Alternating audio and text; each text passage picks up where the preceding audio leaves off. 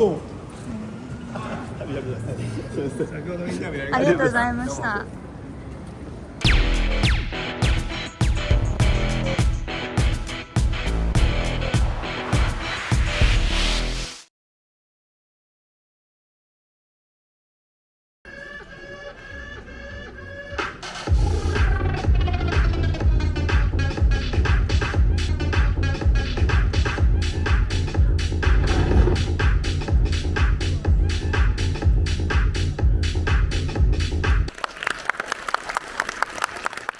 Director Mark Gill.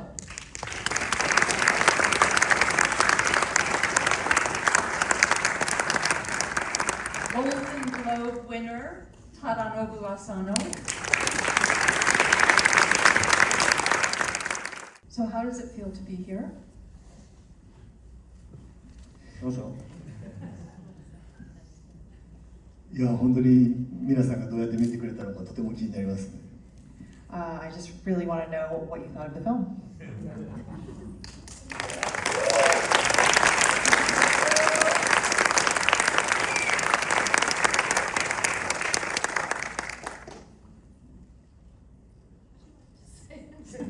Sorry, I've got really bad. It's hitting me now all the times. I'm sorry, can we bring Fernando out? Are we going to get a chair? Let's get a chair for Fernando. We have the DP of this beautiful film, so we're going to call him up.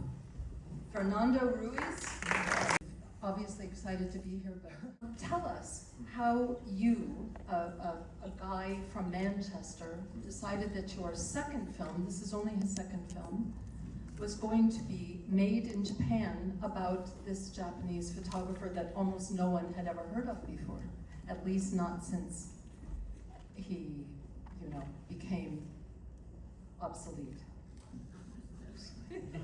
I feel. How did you discover?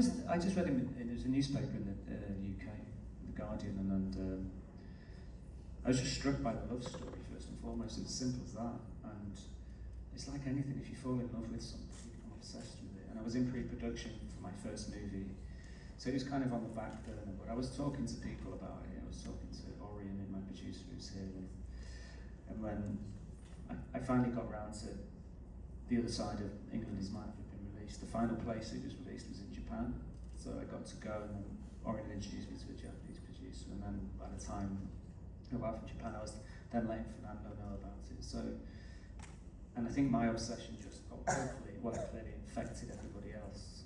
And please come with me, find me some money to make this crazy idea into a movie, and I'm now in New York. And now you're in New York. And you spent how many years developing the script and doing research and meeting with people from the Fukase archives to get permission to use all those beautiful photographs you saw? I started work in earnest in 2019, and I wrote the first two drafts probably in about 3 months because of Japanese funding regulations that you have to turn everything around really fast. But then COVID happened, which allowed me to really spend some time with the scripts, and that's when it was during COVID that I came up with the idea of Yomi-chan, which I think really changed the film for me in lots of ways. So probably 3 or 4 years. Well, I've had the idea since 2015, but I only really started work in 2019. And when did you first approach Asano-san? 2021. I think he was shooting Shogun at the time. But Shogun, what's that? Shogun is a Small Japanese independent. Yeah. Probably not I worth don't think talking anyone about. cares. And Asano-san, do you remember the first time that gosh, you're at a strange angle. Okay, there, now I can sort of see you. Do you remember the first time that you saw the script, and what was it about the script? Of course you've worked with many, many international directors, but what was it about the script that really appealed to you? 一番はやっぱり深谷さんの人生がものすごく、面白いって簡単に言えることではないですけど、とても豊かな面白い人生だなと思いましたね。それでそれまでにわりかし脇役を結構やってたで、その脇役をやってた時に主役じゃないと表現できない感覚があるなと思ってたんですね。でまあその深さんの、役っていうのがそれにはもうぴったりもう本当に存分に発揮できるような物語だったので、それでもうすぐにやりたいと思いましたね。So what drew me to the script at first was, of course, Fukase's life, and I don't think it could be easily reduced to just calling it interesting, but he had such a rich life, and so that was something that drew me in. And up until that point, I had done a lot of supporting roles. I came to feel like there were certain types of things that I couldn't express unless I was in a lead role. And so seeing Fukase on the page, he really fit into this idea of these many different things that I wanted to express, and so I knew I wanted to play this role. And is that partially because he was also an artist, and you yourself are an artist? そうですね、まあ、自分がアーティストっていうこともあったのかもしれないですけど、それよりも、なんかやっぱりその深瀬さんの役を演じたいっていう気持ちがやっぱ強かったと思いますね。本当にモータルコンバットの雷電とか将軍の中の藪重みたいな役ばっかりだったから、こういう役がやりたかったですね。Yeah, I can't say that it's not because I'm also an artist, but it really was just that I really wanted to play the role of Fukase. You know, I had been playing all these supporting roles, for instance in Shogun, the role of Yabushige, and it just felt like something very different. And we talked a little earlier today at a master class about the casting of Yoko, who's a very important character. Can you tell us how you came to cast Kumitakiuchi? Isn't she wonderful? Yeah. And I have to tell you, I think Mark is really responsible for setting her on the right path to superstardom. She was just, you know, sort of kind of going like this, but boy, after this film, we really see. When I was writing Yoko, I spent time with the real Yoko. She's an incredible woman, and I was thinking about Japanese actresses and thinking I've never seen anybody like that. So I had a great deal of thanks to my casting director, Emmy, who said, I think I found her, watch this movie, which was called It Feels So Good. I don't know what the Japanese title is. What was great is that I just had to watch this woman on the screen and see if I believed it was a real human being. It's such a really, tough film to watch because she's quite exposed physically a lot in that movie. But it was her presence, it just really came out of the screen, and something in the eye, like I think she really understood about the camera. I think she really understands how the camera works like Asano does. And so I was really blown away by that one movie, so I think I had to go to do some location scouting in 2022, so I went for dinner with her, with one of the producers, and just like super smart, a million questions. Asano doesn't ask any questions. He just does what he's told? You don't direct Asano, you just watch. You just give him a good script and sit back and enjoy it. And watch the magic happen. Yeah, and but with Kumi, it's like not as experienced, but she just needed occasionally reassuring, like all actors do. But yeah, I think she's done such a fantastic job, and I'm really proud of what she did. Well, they both did a fantastic job. Tell us about working with Fernando. I think you guys have been working together for a while, right? So this is utterly stunning photography. Whenever I'm nice about him, he cries, so I've got to be careful. I mean, I've believed in him since I first worked with him, and to my eternal regret, I was told I wasn't allowed to use him on my first film because I wasn't experienced enough. So, and then people tried to scupper this film as well. They did some finances on the day we were signing, told me I had to replace him, and I said, I was told to fuck off and take that money. And I wouldn't make it without him or Asano. And what's great for me is to see the movie and go, I told you so. The guy's amazing. And it's like, he knows me really well as a person. We're very close friends. And he knows my sensibilities, he knows what I like, which is great on a movie set because we have no time doing that. It's like we never have time. So all you want is that. So, and he's a brilliant collaborator, and he's always got my back. So, I mean, what more would you want as a director? Did you hear a lot? I mean, did you two work really closely together before you started shooting? Did you know, because it's an incredibly, well, production design is extraordinary as well, and then it's shot in such an amazing way. Thank you. I don't know what to say after what you said. That's very Pay me later. yeah, it's your take quick. I mean, Mark is an incredible collaborator. So it's just, there's no ego involved. There's nothing. It's just all in favor of the characters and the story. And the first time I read I think you sent me the first draft years ago, and I just fell in love with it. And then you showed me some photographs, and little by little started leaving some breadcrumbs. And then it just felt effortless. It was just such a great collaboration because I mean the script was just stunning from the beginning, and yeah, it was a dream to work with Mark on this. And also maybe a dream to work with Tadanobuasano. That was absolutely incredible every day. That was amazing. What is it about him, do you think, that the camera likes so much? It's just the presence. It's just the emotion. It's just raw energy. Like it's just there's some sort of gravitational sort of something around him, and it's the kind of presence that you know when he's in the room. You know, like you can tell that the set goes quiet when he's around. You know, and it's just you just feel it.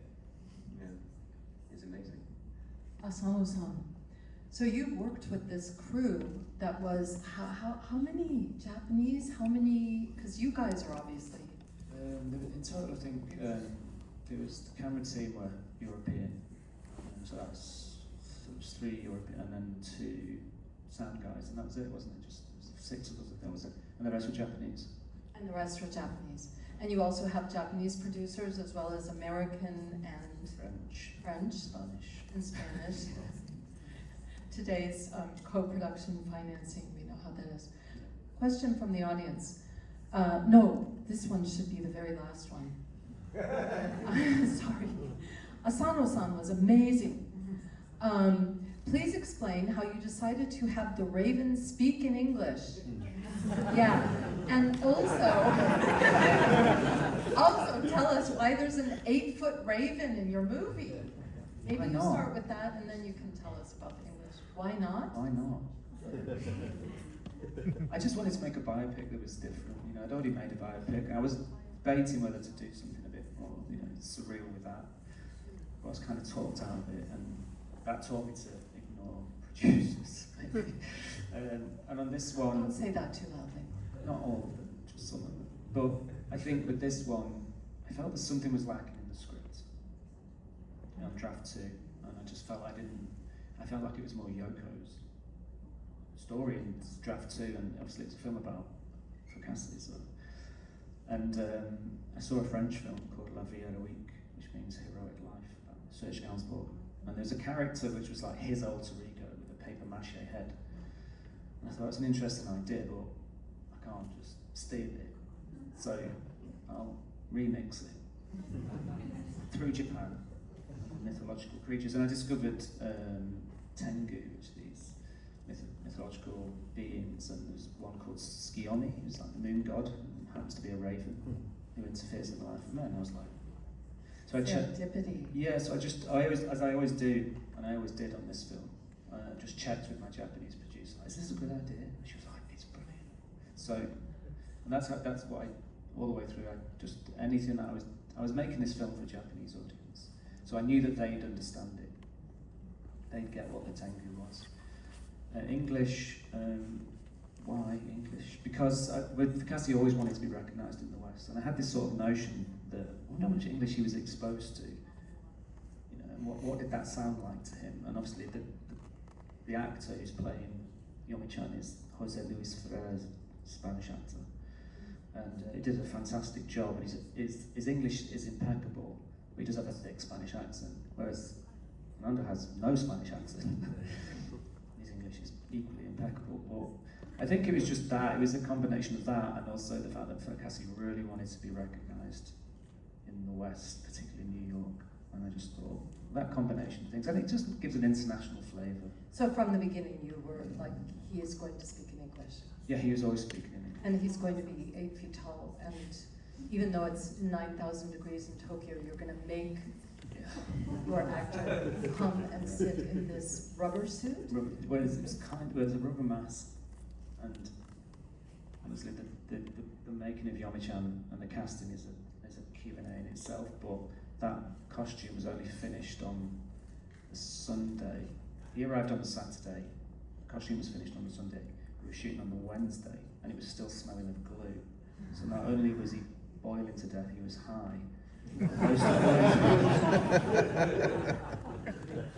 think the performance goes in new directions. Right. Not written. And Asano-san, what was it like playing opposite this? Yeah. いやもう本当に僕一人じゃ表現できない深さのなんか多面的なねその感情というかそれをやっぱヨミちゃんが表現してくれててもちろん最初のそのヨミちゃんがね台本も素晴らしいものだったんですけどやっぱりその一人で演じきるにはなかなか難しいところがあったんですよねでそれをやっぱりヨミちゃんが担ってくれたんでそういう意味ではもうヨミちゃんがもう言ってくれてからはより深さのことを理解できたというか、はい、でもものすごい心強いもう一人の自分という感じでしたね。Of course, the character of Fukase alone, there's plenty of emotion and depth there, but I thought that the presence of Yomi-chan actually added to the character as a presence that was able to express the things that maybe Fukase couldn't express himself. And I think that the earlier drafts that didn't have Yomi-chan were absolutely wonderful, but I also felt it was going to be difficult as just me as the sole character to carry the weight of all of the emotions and story. And so to have the presence of Yomi-chan, I think it added to my understanding of Fukase, and it felt like a great supportive alter ego to act opposite. Tell us also about working with Kanji Furutachi. Does everyone remember him from Harmonium? He plays his friend in Harmonium, and something really bad happens to his wife. What was it like having him as your father? いやもう本当最初はびっくりしたんですよね友達役を演じてた人が自分の父親役になるとはまさか思ってなかったしただ本当にまあさっきも言ったかもしれないですけど古舘さんはとても優秀な俳優さんですからもう撮影の時はもう本当にすでに怖いお父さんだし憎たらしいお父さんだしでなんかそうですね会うのが嫌だったし、なんか目の前にいるだけで怒られてるような気分になりましたね。So of course I was initially shocked that this person who had previously played my friend is suddenly playing my father. But as maybe I said earlier, but Furutachi is such a fabulous actor that he was immediately on set just a scary, horrible father figure. I felt like I didn't want to see him, and just being in the same room with him was like being scolded. Extra PTSD, right? It appears that the entire film is shot in Japan. So they weren't tricked by those scenes in New York, which you so lovingly created. Whoever wrote this, you really didn't think they were in New York? I thought they were in New York. How many thought they were in New York? Right. Absolutely. It's okay. So, you only shot in Japan? That's the only place you shot? Yeah, we did, yeah. Because it's just like, we got such a small budget, and we found this brilliant French VFX team. Call themselves digital cinematographers, and they're specialists in creating environments. So we gave them a challenge, like 1970s New York, please, including the view out of MoMA has to be accurate out of the back of them. It is. So it's exactly the view out of MoMA at that period in time. I think the Japanese producers thought we were nuts when we were shooting this in Tokyo because they just couldn't see what we were going to do and relying on visual effects. They had to. But I think also by that point, I think I had enough money in the bank with them that they trusted our judgment. So, but yeah, the French team did a fantastic job. And if you look really closely, if you get to see again on the wall behind Asano, and he's photographing them, my first two movie posters. Clever, very clever. So somewhere my next Self-homage. stage. Yeah, Yeah. exactly.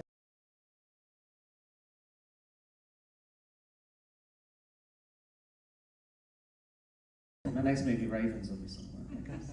Just to entertain myself. Forget about the self-cameo, you can just put your posters. What was that like, Fernando, for shooting only in Tokyo? Was it challenging? More challenging than what you've done before? I felt it was easier than ever. Like, the team was incredible. It was just such a fantastic crew and so dedicated, and it was a breeze. I mean, obviously, look, we had like very little time to shoot the film, and we had like lots of constraints. It's hard, but the fact that we were in Tokyo and we had that crew made it so much better. They were amazing, all of them. So good, so dedicated. Right. Next question. You said, and I think this is what you said earlier today, that you had creative control over the telling of Fukase's life. So how much of his life was actually on record, and how much were you at liberty to play around with a little? I got a lot of support from the archive, for sure. Tomo Kasuga has worked with me on this since I first approached him, probably in 2017, and he was desperately trying to get, the rights were all over the place. That's why, I guess, why people hadn't discovered Fukase in the same way as maybe Araki or Moriyama-san, because as you can imagine, Fukase, his life was left in a bit of a mess. And then the family were really supportive, the nephew who kind of co-owns the estate. And even Yoko, it took some time for Yoko to understand that I needed to make this my way.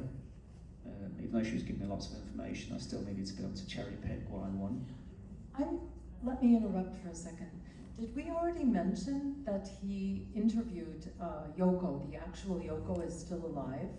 Or was that just earlier today when we were talking about it? Okay, so Mark got to actually meet and talk with Yoko, who is still very much with us. Yes, go on. Still very much full of life. And what was I saying? Sorry. I'm sorry, I ruined it. I'm sorry. Okay, let's move on. Okay. And if you think of what it was, you can interrupt me this time. This is a question for Asano-san. In this film and throughout your career, you transform yourself among many different selves, which makes me wonder what it is to be a man. As you navigate your career, selecting roles and refining your approach, do you gain more freedom to express who you are, or does it become more difficult?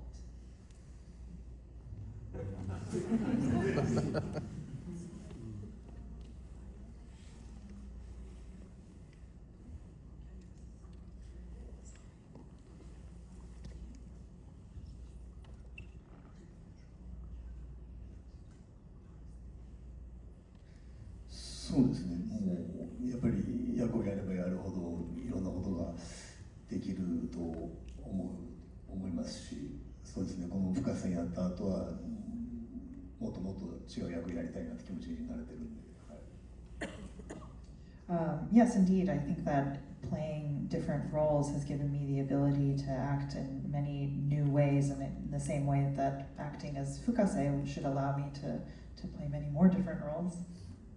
This is a very nice one. What did you learn from each other making this film?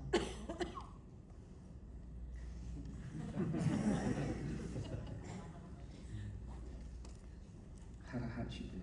He taught me how to say 80% before the stomach. Surely there was more than that. No, there was. I think directors can learn from actors. You know, I think the director is this fond of all knowledge, but the director he needs to rely so much on every department, and it's the same with the actors. And I think there was one period in the film where it wasn't quite working one day, and it wasn't a problem. But what I learned from Sano-san is that actors think in a different way. to directors. And it was just a small thing, but it was a valuable lesson. So that's what I learned from him. And you mentioned also earlier today a scene that you were so amazed that he took 180 degrees from what you expected. There's a couple, yeah. There's the one in the taxi, but the real one is when he punches his dad, and he does that thing with his hand. I was howling, laughing, because it's not meant to be a funny moment, but for me it was hysterical, because I was not expecting it, and that's what he did every day. I mean, I just trusted him, and he of course, he was supposed to punch him, right? yeah, he was supposed to punch him back, but I thought, this is the thing I keep saying it to people, is like, I know that I wrote a very good script, if I didn't say so myself, but from the north of England, this is what we did. So, and you cast someone like Asano, I think that's half the job. So, and I trust him and give him a lot of space to see what he can do. My job is to feel it, not to micromanage. And if I was watching Asano and he was making me laugh, which he did quite a lot, especially in that moment when he punches his dad, and the reaction he creates made me laugh. And there was times when he reduced me and Fernando to tears on set because his performance was so powerful. Well, if it's doing that to me, I've got a good chance it's going to do it to an audience. So that's what I go with it. Like in films, the director needs to feel it. And he said, "You made me do that."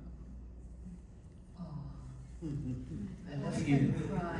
I love you.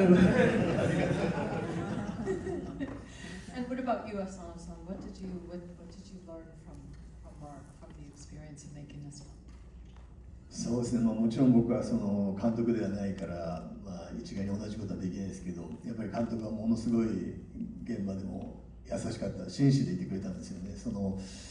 でも俳優はやっぱり僕自身が浅野忠信でも深瀬正久として現場にいることが多くて、そうすると彼の混乱した人生を演じてるとたまに頭の中がやっぱ混乱してるわけで、そうするとちょっとたまに感情的になったりとか、なんかもう本当にそういうつもりはないんだけど、なんかそういうふうに取り乱すというか、そういうことになったりもして、もしかしたらそれで監督たちやスタッフにもなんか嫌な気分にさせたこともあるんだけど、でもいつも真摯でいてくれて、で僕のことを受け止めてくれたんで、そういう意味では本当にそういうところはね、見習わなきゃいけないなと思いましたね。ただ俳優だから無理かもしれない。やっぱコントロールできないとできない。Of course, I'm not a director, so I can't say that I understand what being a director is like, but I have to say that on set he was just so generous and kind. And of course, I arrive on set as tadanobuasano, but I also have become and embody Fukase. So in living out or acting out this very confusing life of this man, there were moments where I was also becoming very confused, and I think that I